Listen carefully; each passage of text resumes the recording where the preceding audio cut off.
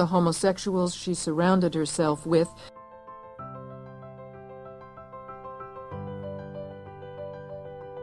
Tallulah Bankhead mused her clan with what I understand was a devastating satire of me being utterly Doug domestic, knitting, reading, as she had once seen me.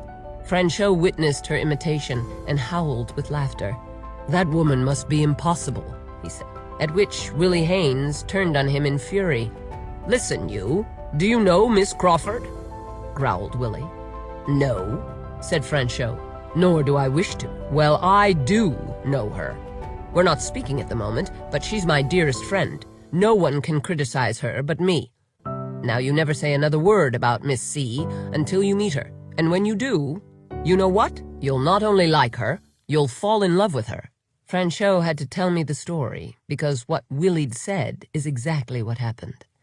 Upon her arrival at MGM in 1925, Joan Crawford met who would later become her lifelong closest friend, William "Billy" Haynes. Known as Billy to Joan, Haynes started his career 3 years earlier in 1922 and was already an established star. They starred in several films together between 1925 and 1931 and remained friends after Haynes' film career was cut short by Louis B. Mayer. In 1933, the film industry was threatened with the Hays Code, which enforced that, quote, "all Nance players and characters must be eliminated from the screen." The head of MGM told Haynes he had to choose between his career as an actor or his boyfriend Jimmy Shields. He chose love, Jimmy, and they remained together until his passing in 1973. His partner Jimmy would commit suicide a year later. The couple rests together in the Woodlawn Memorial Cemetery in Santa Monica. Joan Crawford described them as, quote, "the happiest couple in Hollywood." Billy Haynes describes me as a many-faceted human being. My only regret is that because of the parts I've played in movies and on television, people never expect me to have a sense of humor.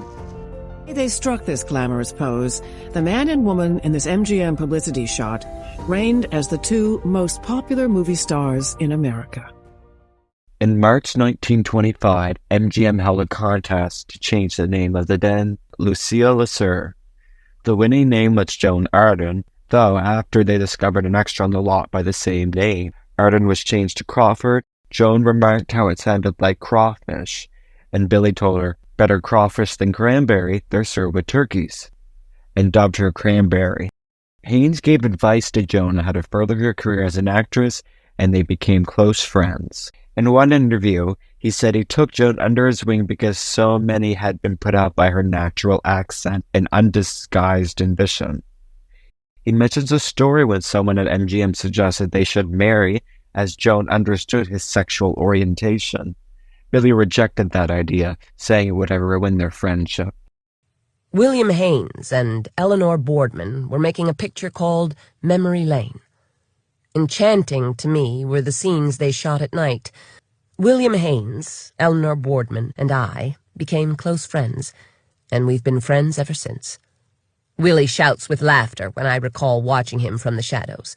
According to him, my life has been strictly in the spotlight, and when I stood in the dark, it was probably the signal for a light to swing in my direction. I was his leading lady in Spring Fever and West Point. They were also in several movies together while at Metro. The first film they were in together was A Slave to Fashion, starring Norma Shear, Lude Cody, and William Haynes. Released in August 1925, Joan plays the role of an uncredited mannequin. This film, though, is sadly considered lost.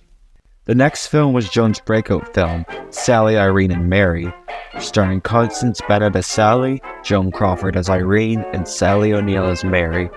Released in December 1925, Haynes played the love interest of Sally O'Neill.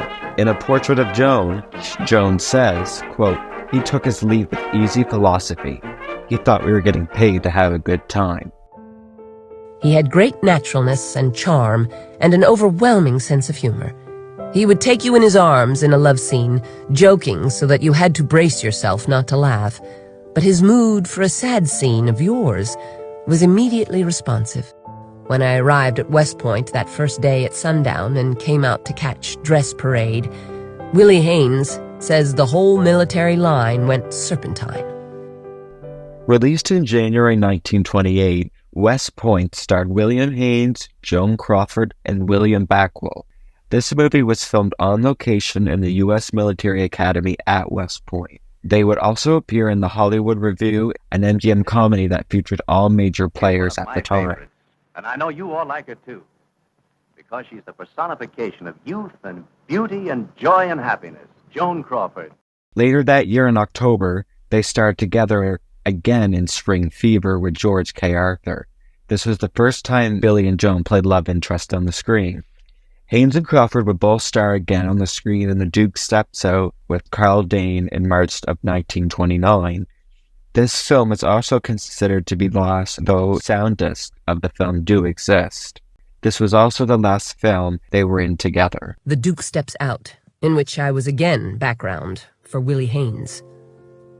This picture was one of the big grossers of its day because Willie epitomized the wise guy, and he did it to perfection. But it wasn't a very good picture.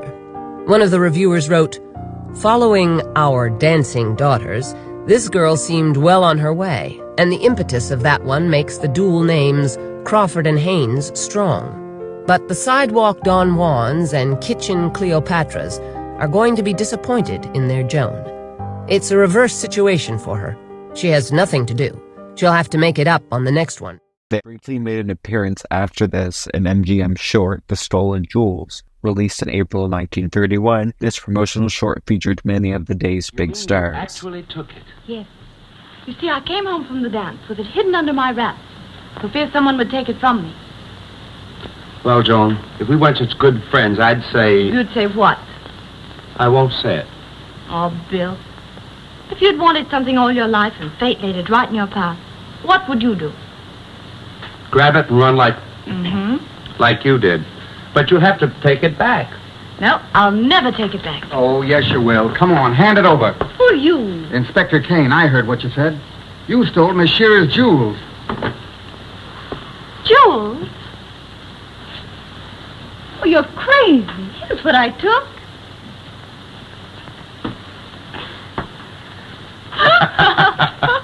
One of Willie's friends made a remark to me Willie didn't like, and he threw him out, then proceeded to fight him in the street. Willie knocked out some of the fellow's teeth that night, insisted on paying to have them replaced, and then tried to collect half from me. It was the flaming youth period, the jazz era. We know that now. We had no name for ourselves then. His was the first movie star's house I ever visited, and there you encountered another facet of the man, his talent as a decorator. He gave beautiful, elaborate parties with different decor each time, huge candelabra of Georgian silver, bacchanalian bowls of fruit.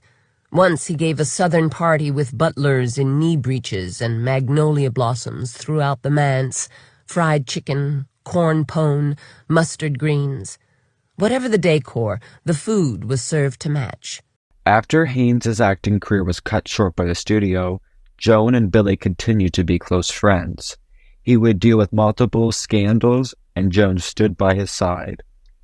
Haynes also focused on his interior designing career with his partner Jimmy Shields at the time. He had begun his career in interior design while also under contract for MGM. His clients included Constance Bennett, Douglas Fairbanks Jr., Fran Chatone, George Cukor, Lionel Barrymore, and of course his friend Joan Crawford. This time my friend Willie Haynes, now one of the top decorators in Hollywood, helped me. The drawing room was gardenia white with Wedgwood blue corner cabinets, long, lovely modern couches, and English antiques. The old dining room was converted to a music room. Servants' quarters were moved upstairs, and we built a whole new wing with spacious dining room, kitchen, etc. This time there was a continuity of thought, of furnishings and decor throughout. My vast collection of dolls I gave to children's hospitals. It was a different Joan, with sedate Franchot at the Beverly Wilshire or the Grove. Billy described his first time decorating Joan's house in Photoplay magazine. Quote, "Joan, I think you should do your house over to suit your personality. It isn't you now." Joan looked interested and listened to some of Bill's ideas. And there's the matter end. 6 months later, he would receive an urgent telephone call. Quote, "Bill, honey," came the pleading Crawford voice. "Could you come out right away and give me some advice? You're sure it's no trouble? Now don't let me put you out." Bill finally managed to convince her that she was not disrupting his entire life and hopped into his car. He would later redecorate her house throughout the decades until she sold the property. Also, in March of 1956, Haynes was hired to decorate Joan and Alfred Steele's new Fifth Avenue apartment and design the furnishing. I wasn't the easiest client in the world. Billy wanted chintz, but I was determined not to have it in my living room. I'd learned that lesson. I think the first gay, happy things I ever bought for myself were chintz curtains. But the place got so damn busy that it made me dizzy. Billy helped me with the home Alfred Steele and I created in New York. It was a very special place, occupying the top 2 floors and overlooking Central Park. Originally, it had 18 rooms. We broke them down into 8 large ones with huge windows. I wanted to bring a California ambience with me, so we picked bright colors and built in lots of the conveniences that aren't so common in the older buildings in New York. There was a marvelous free-flying staircase, and the wall alongside it was punctuated with large green plants. At the top was a skylight. Sunlight permeated the whole apartment and was refracted by the white carpet. Even the room we called the office was in light, gay colors. There wasn't a dark nook in the whole place, except possibly the broom closet. There were large, raised fireplaces in the drawing room and bedroom and a working fountain in the 2-level bedroom. Curtains, draperies, and upholstery were all hand-woven. Billy says that most women perfunctorily consult their husbands when they're decorating and then go ahead and do what they want. While Joan stayed in New York following Alfred Steele's passing in 1959, Billy and Jimmy continued to live in California.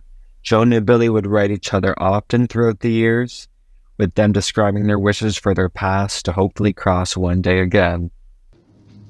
Billy Haynes likes to begin working with the client even before the architect is chosen. And he starts with the kitchen because he starts with living. How do you live? Do you love to eat well, entertain, sit with your family and friends around the kitchen table? That's the heart of the home. Everything else branches out from there. Then, of course, he wants to know your feelings about color. First for the drawing room, because that's the room that explains you to your friends, defines your personality. When they walk in there, it tells them so much about you. As for periods and styles, he maintains that people who have a natural interest in decorating start out from the worst, go through all possible periods, and then end up with that first period again. But this time with their taste so cultivated and improved that it works. You cannot teach people taste. They're born with it, born with a desire for it, perhaps without even knowing it. We learn through exposure, seeing good homes, looking at good paintings, studying good window displays as we walk down the avenue, or as we go to art galleries. Perhaps we can't afford all the things we see, but by observing, we learn what we would like to live with.